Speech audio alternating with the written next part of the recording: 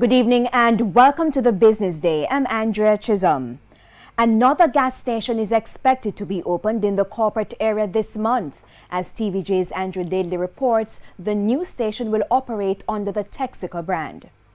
When it comes to buying gas, motorists usually seek out where they can pay less for more. But in Kingston, the options are few.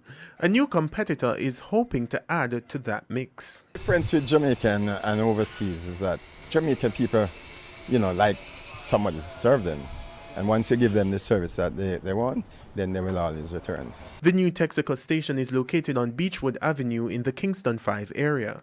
Managing Director Gladstone Hastings says he'll allow demand to drive the station's opening hours. We'll start and then, depending on the market force, we'll decide whether we're going 24 or not. But we plan for that. He says the new gas station is looking into the possibilities of charging stations for electric cars and other developments being discussed in the transportation landscape. Presently, you have to plan for the future. Which is, right now, GB Energy, they have what you call propane filling station at Offertree Road. Possibly we'll have one here soon. Because that's the way we're going. That's where the world is going now.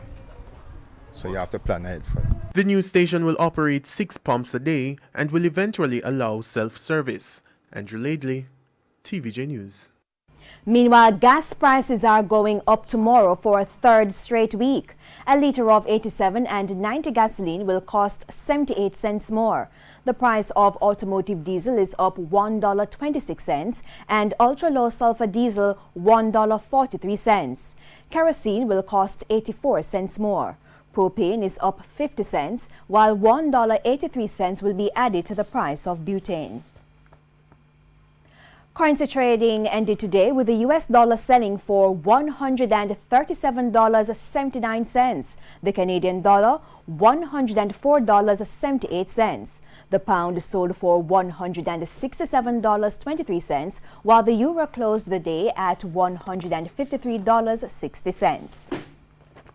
To the stock market now, the JSE index gained 145 points today and the junior market index advanced by 36 points. Among the winners, we had ISP Finance Services, Portland JSX, General Accident Insurance Company, Express Catering and Salada Foods.